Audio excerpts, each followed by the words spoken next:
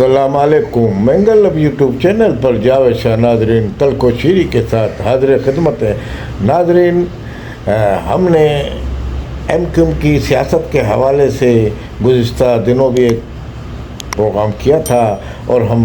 M Q M کے زبوں حالی اور اس کی زوال پذیری پہ اور اس کے محرکات اور عوامل پہ روشنی ڈالیں گے. اس پروگرام میں بھی کچھ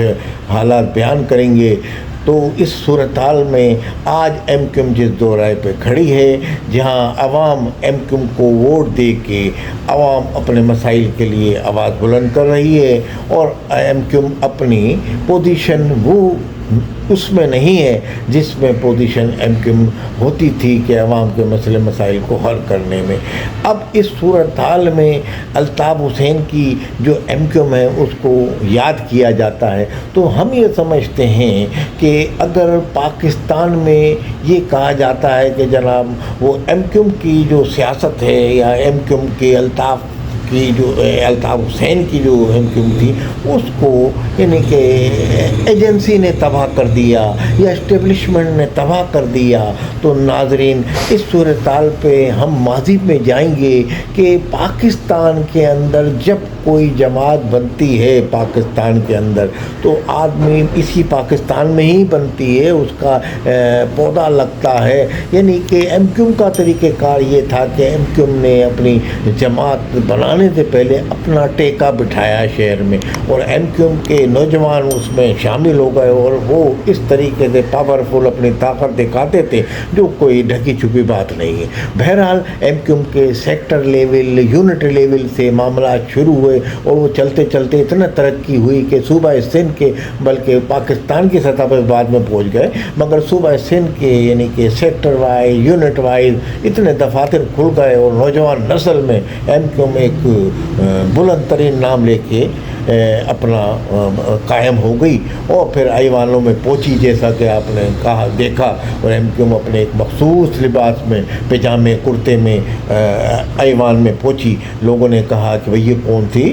مخلوق آ گئی اس زمانے میں. تو کہنے کا مقصد وہ طاقت جو ایم کیو ایم نے اپنائی، کراچی کے اندر بڑے بڑے جلسے ہوئے ان کے، تو میں یہ کہتا ہوں کہ اس وقت بھی ایجنسی موجود تھی، اس وقت بھی تمام انٹیلیجنس ایجنسیاں موجود تھیں، تمام تھیں. وہ اگر ایم کیو ایم کی دشمن ہوتی تو وہ ایم کیو ایم کو پنپنے ہی نہیں دیتی. یعنی کہ اس وقت بھی کمزور ڈالی پہ تو کلہاڑا مارنا آسان ہوتا ہے. تو بہرحال ایسی اس وقت انہوں نے جو ان پہ ان کے مخالفین الزام لگاتے ہیں کہ بھئی ایم کیو ایم کو ایجنسی نے بنایا یا پیپلز پارٹی کی مخالفت میں یا نورانی گروپ کے جماعت اسلامی یعنی کہ جو تنظیمیں تھیں ان کے مخالفت میں وہ ان پہ الزام لگاتے ہیں. جب اس الزام میں کتنی صداقت ہے ہم اس پہ نہیں اظہار خیال کرتے، کیونکہ اس میں کہیں صداقت ہے تو کہیں اس میں خیانت ہے، تو ایسی بات نہیں ہے. مگر آپ عوام زیادہ بہتر جانتی ہے کہ صورتحال کیا ہے. مگر بہرحال ایجنسی نے ایک تنظیم بننے دی، یہ تو ایک حقیقت ہے. اب وہ تنظیم ایسی یعنی کہ نوجوان اس میں اتنے بے قابو ہوئے کہ انہوں نے آ کے یعنی کہ میدان میں آ کے اپنے مخالفین کو یعنی کہ تشدد و زد و کوب کرنے سے بھی اپنی تنظیم کی خاطر گریز نہیں کیا. تو اس صورتحال میں ان کو یہ کسی ایجنسی نے نہیں کہا کہ مار دیں آپ فلانے کو یا آپ تشدد کا نشانہ بنائیں. تو اس طرح سے وہ ڈگر پہ کہ ان سے لوگ جو تھے ان کا ایک مخالفین میں جہاں خوف پیدا ہوا، مخالف جماعتوں میں ان کے خوف پیدا ہوا، وہ اپنے لوگ بھی ان سے خوفزدہ ہونے لگے. بہرحال ایم کیو ایم نے اپنی وہ طاقت دکھائی، وہ طاقت دکھانی پڑتی ہے. اگر مضبوط تنظیم کو کرنا ہوتا ہے تو پہلے اپنے مخالفین پہ ایک رعب جمع اور دبدبا اور ان پہ طاقت دکھانی پڑتی ہے. تو ایم کیو ایم نے وہی اپنا ایک طریقہ اپنایا اور طاقت دکھائی. وہ پس منظر میں چلے گئے، نورانی گروپ کراچی سے، جماعت اسلامی پس منظر، جس نے ذرا بھی تھوڑی مدافعت کی یا اپنی سیاست چلانے کی کوشش کی تو اس کو زبردستی سے بھی کیا گیا. پھر عوام نے بھی اپنے ووٹ کی طاقت سے ان کو دبا دیا، پس منظر میں کر دیا. किया और एमक्यूएम को वोट दिया शुरू। एमक्यूएम को धड़ाधड़ वोट पड़ने लगे। अब वो कहने लगे गन पॉइंट पे वोट लेते हैं। भाई गन पॉइंट पे इतने वोट तो नहीं ले सकते थे। लाजमी आवाम में एक पजीराई हासिल कर ली थी एमक्यूएम ने, और एमक्यूएम की अल्ताफ़ हुसैन का उस वक्त टंका बजता था, अक़वाम तूती बोलता था। अल्ताफ़ हुसैन जिस जलसे में आते तो लाखों आदमी होते थे उसमें, यानी कि करो काफ़ी तादाद में लोग होते थे, वो सहाफ़ी वो दिखाते भी थे। तो बहरहाल एमक्यूएम की एक पोजीशन आ गई थी। मगर अब एमक्यूएम ज़बू हाली का शिकार कोई ज़वाल पजीरी का शिकार क्यों हुई? तो इसमें आप तमाम तर इल्ज़ाम दे के छूट जाते हैं कि भाई उसने एजेंसी ने हाथ रख दिया। भाई एजेंसी ने अगर आपकी तंजीम को नुकसान पहुँचाया तो बहरहाल इसमें अपने लोगों की भी कारगुजारी भी देख लें आप। कोई तंजीम अपने लोगों की वजह से, एजेंसी ने तो आपको एक बकौल पाकिस्तान की तमाम सियासी एमक्यूएम बनाने वाले ज़िया-उल हक के ऊपर कहा जाता है। अब एमक्यूएम ने अपना वो जो एक मजबूती थी, एक ताकत थी, उसको कायम रखने के लिए जिस डगर पे वो चली तो उसमें वो बेकाबू नौजवान वो काबू से बाहर होते गए। उसके बाद वो जो नौजवान थे उनके लीडर जो कायदे तहरीक जिनको कहा जाता है, वो उस ज़माने में अपने नामासाइद हालात में जाम सादिक के दौर में बाहर चले गए कि उन पर बम का दम हमला हुआ और ये हुआ वो सब हुआ। बहरहाल वो सब चीज़ें तो अपनी जगह पे हैं, मगर वो मुल्क छोड़ के चले गए तो उनकी पार्टी पे गिरफ्त कमज़ोर हो गई। अब गिरफ्त जो कमज़ोर हो गई इसमें आ गए खाने पीने वाले लोग आगे। उन्होंने उनके ऊपर कड़ी निगरानी से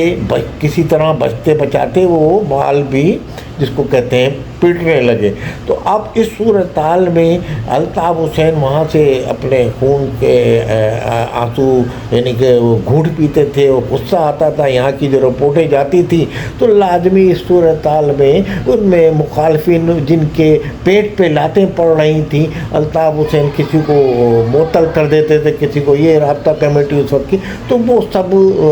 नाराज़ भी अंदर से होते थे मगर ताकत के आगे बोलते नहीं। और इतना डिसिप्लिन था एमक्यूएम के अंदर कि कोई क्या बोलता उस ज़माने में। फिर ये बतदरीज डिसिप्लिन को ये अनासिर जो खाने पीने वाले जो थे सारे ऐसे एमएनए एमपीएस नहीं थे, मगर जो निचली क़यादत जो नीचे से आई थी उन्होंने भारी ब्रीफ केस और नोट बकौल भारी ब्रीफ केस के वो अल्ताफ़ हुसैन के पास भी लेके गए थे। वो जो अपने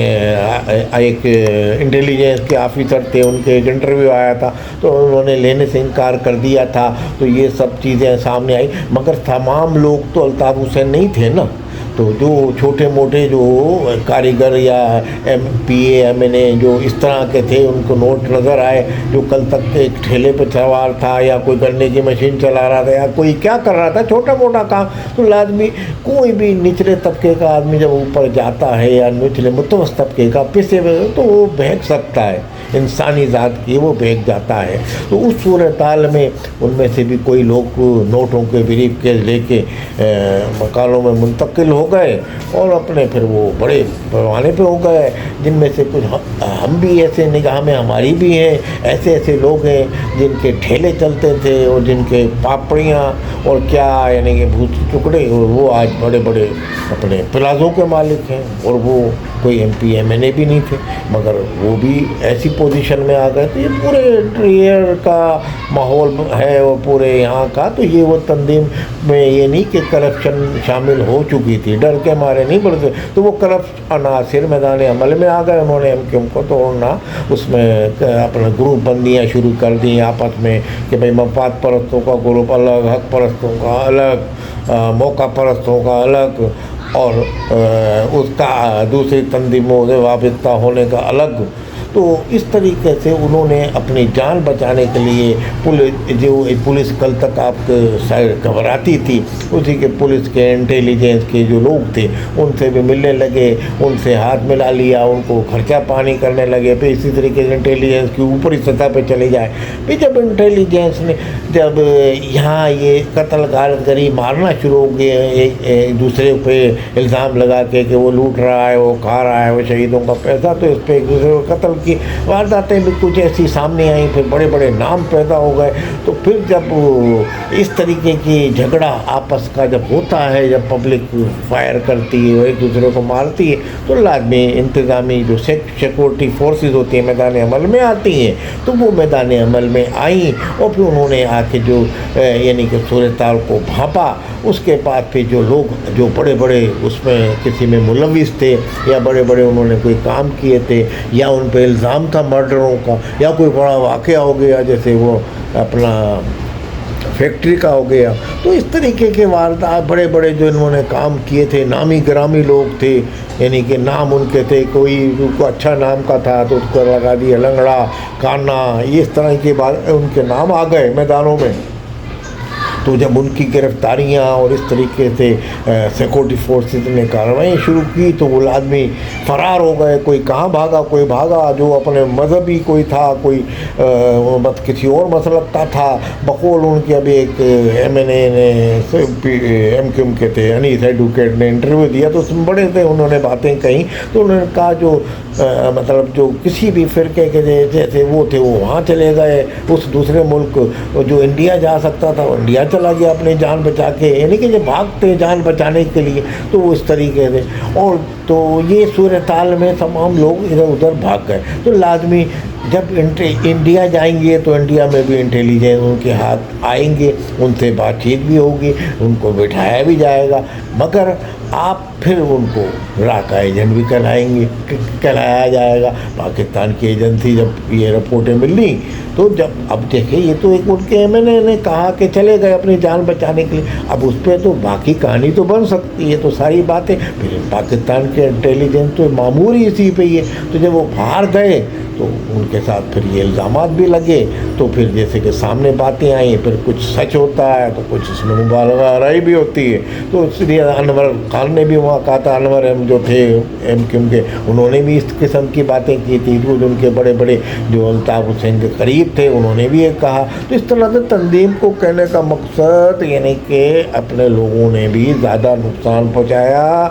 اور وہ اس حال پہ پہنچی تنظیم آج۔ تو یہ آپ یہ نہ کہیں کہ فلانی نے اس نے ختم کرا دیا، یہ کرا دیا ایجنسی نے، تو اس میں انہوں نے الزام بھی لگایا، اپنے لوگوں کو راہ کا ایجنٹ بھی کروایا اپنے، اور اس طریقے کے کچھ حقائق بھی تھے، کچھ چشم پوشی بھی کی جاتی تھی مرکزی قیادت کی طرف سے۔ تو یہ سب چیزیں سامنے آئیں۔ آج بھی لیڈران جو ایم کیو ایم کے ہیں وہ ایک دوسرے پہ الزام لگاتے ہیں کہ جناب یہ بھی انڈیا میں تھے، یہ بھی کل تک، یعنی کہ دوسرے رہنما جو لگاتے ہیں۔ تو بس اس صورتحال میں میں یہ نہیں کہتا کہ پاکستان کے اور رہنما بھی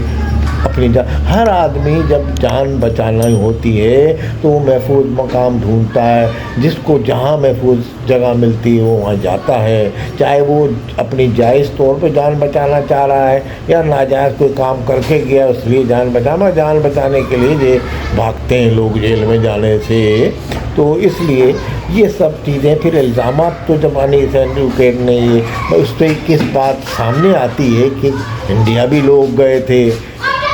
ایران بھی گئے تھے، تو ہر طرف لوگ بھاگے۔ تو بہرحال آپ اس طرح کے کہہ سکتے ہیں کہ جہاں جس کو موقع ملا، کوئی تبلیغی جماعت میں چلا گیا، کوئی اپنی جان میں، جب یہ زوال پذیر شروع ہونا ہوا ان کا، تو کہنے کا مقصد یہ کہ اس طریقے سے اپنے لوگوں نے ایسے بیانات جاری کیے، تو ان بیانات کی روشنی میں راہ کا ایجنٹ، اب اگر راہ کا ایجنٹ بھی ہم یہ کہیں تو راہ کے ایجنٹ میں بھی کون سی کامیابی ملی کہ راہ نے کوئی ہاتھ رکھ دیا کہ کراچی صوبے کی تحریک بھی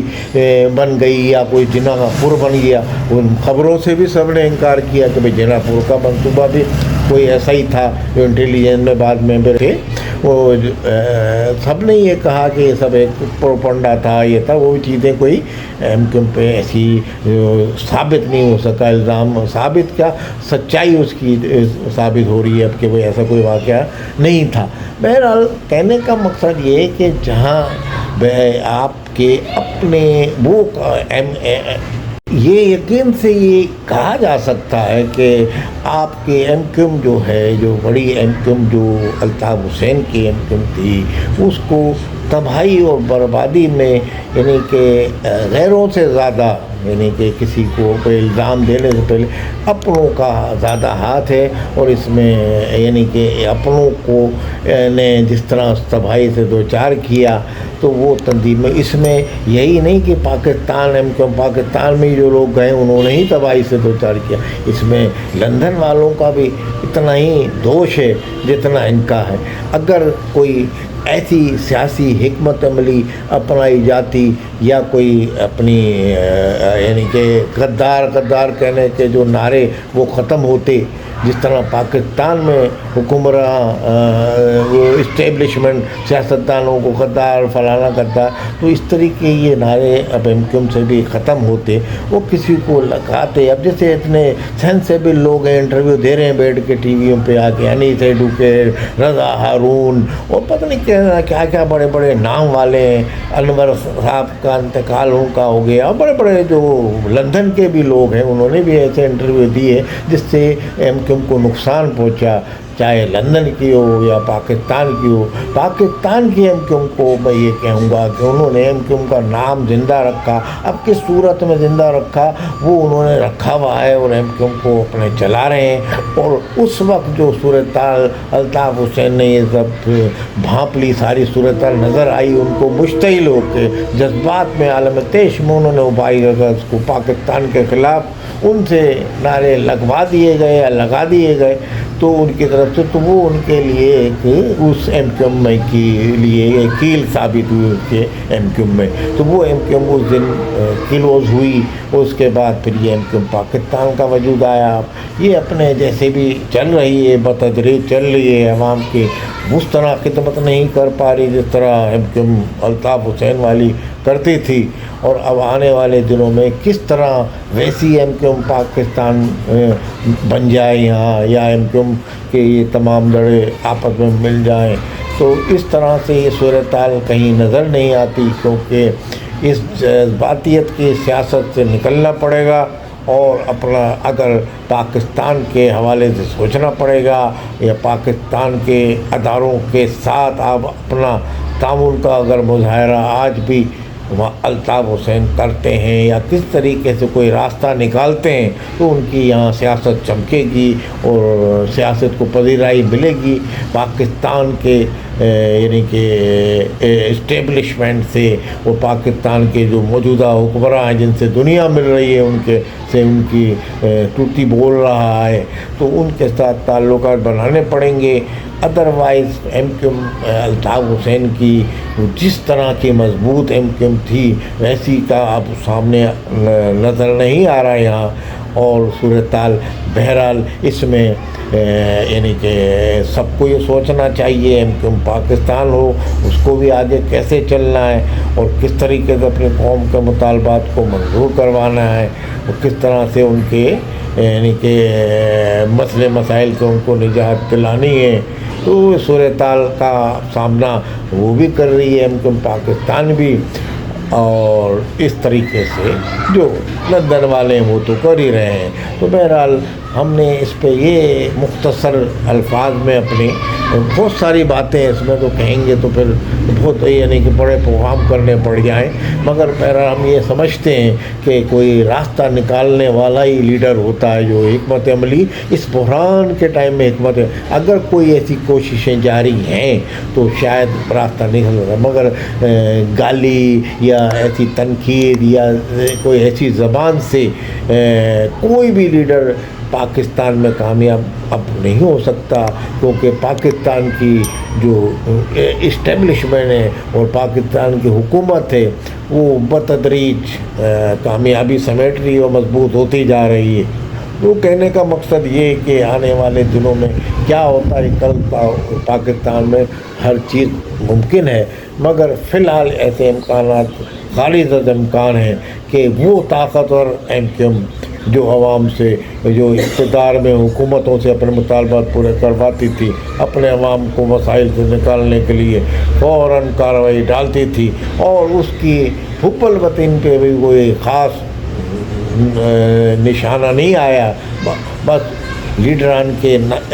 جذباتی رویے کے باعث آج پس منظر میں چلی گئی ہے، تو وہ اسی صورت میں آ سکتی ہے کہ پاکستان کے اسٹیبلشمنٹ سے موجودہ ایم کیو ایم ہو جس طرح تعاون کر رہی ہے، اس طرح الطاف حسین بھی وہاں سے اپنے اسٹیبلشمنٹ سے کوئی روابط بڑھائیں، کوئی راستہ نکالیں، اس صورت میں ان کی سیاست چمکے گی۔ اسی صورت میں ان کے جو مخالفین ہیں وہ بھی ناکام ہو سکتے ہیں۔ دوسری صورت میں اب واپس ایم کیو ایم کی جو نام لیوا جماعتیں ہیں یا مہاجروں کا جو نعرہ بلند کرتی ہیں، وہ اپنی قوم پرستانہ سیاست چمکائیں گی، اور مگر کسی بھی پارٹی کو وہ مضبوطی اور وہ طاقت نہیں ملے گی جو ایم کیو ایم کو ماضی میں ملی تھی، جیسی ایم کیو ایم ماضی کی تھی۔ اب یہ موجودہ ایم کیو ایم بھی بڑی مینڈک کی چال چل رہی ہے، بتدریج عوام کے مسئلے مسائل کو کسی حد تک پورا کرنے کی کوششیں کر رہی ہے، مگر بہرحال حالات عوام کے مفاد میں نہیں چل رہے۔ اس وقت عوام اپنے مسائل میں گرفتار ہیں اور وہ امید کی کرن سمجھتے ہیں، اور وہ یہی سمجھتے ہیں کہ آواز آئی بھائی آ رہے ہیں، جیسے گورنر نے کہہ دیا، تو اس پہ عوام بھی ایک آسرا امید رکھ لیتی ہے۔ اب دیکھیں کون سے بھائی خدمت کرتے ہیں مہاجر عوام کی اور متضع کے عوام کی۔ السلام علیکم ورحمۃ اللہ وبرکاتہ۔